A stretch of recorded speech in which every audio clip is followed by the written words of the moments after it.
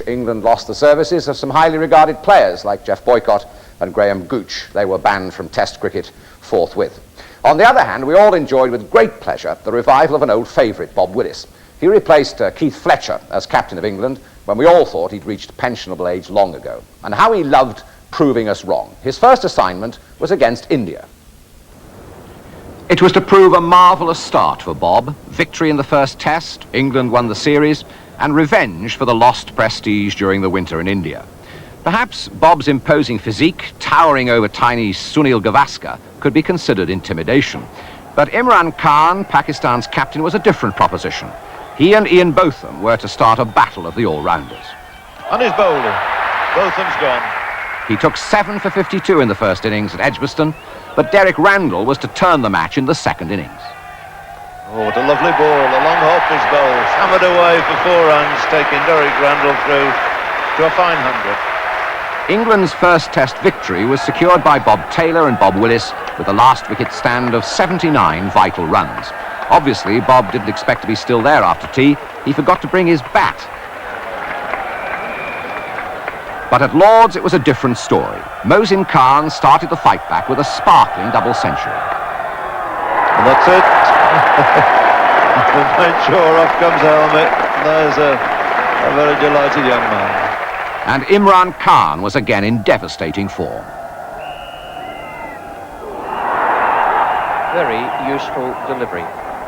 Leg spinner Abdul Qadir baffled the English batsman, but umpire David Constant was not so easily impressed.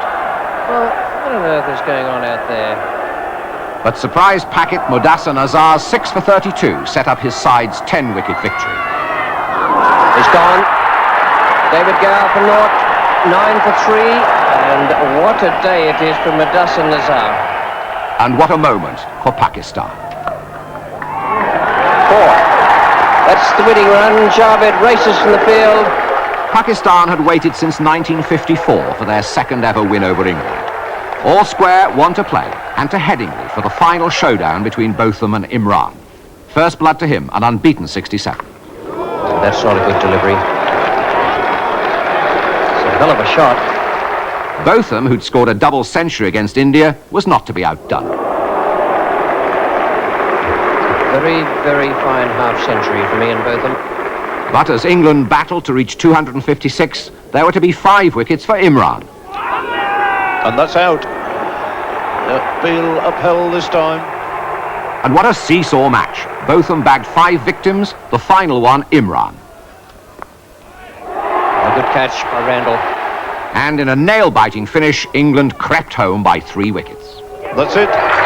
The winning runs were struck, the series belonged to England. But even in defeat, Imran had consolation.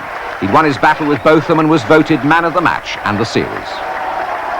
A send-off at Lord's is the traditional start to England's Australia tour. Bob Taylor claimed a world wicket-keeping record for first-class dismissals, but the first test at Perth, a draw, will be remembered for the crowd invasion, which brought embarrassment to the game and sent Australian fast bowler Terry Alderman to hospital with a dislocated shoulder. Happily, cricket ruled in the second test, but unhappily for England, they met Australia's new recruit, Kepler Wessels.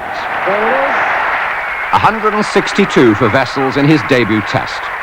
Not such a new boy, but very much back in form, was Jeff Thomson. That's a good delivery. He's got to be on his way, and he is. A tremendous delivery there from Jeff Thomson. He and Jeff Lawson had set up an Australian victory. That'll be 4 runs. That's the winning hit. Australia 1 up and the Ashes at risk.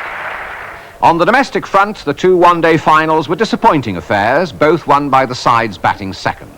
Viv Richards steered Somerset to victory in the Benson Hedges. Brian Rose was the delighted captain. Roger Knight of Surrey lifted the NatWest Trophy. For Mike Brearley, a fitting end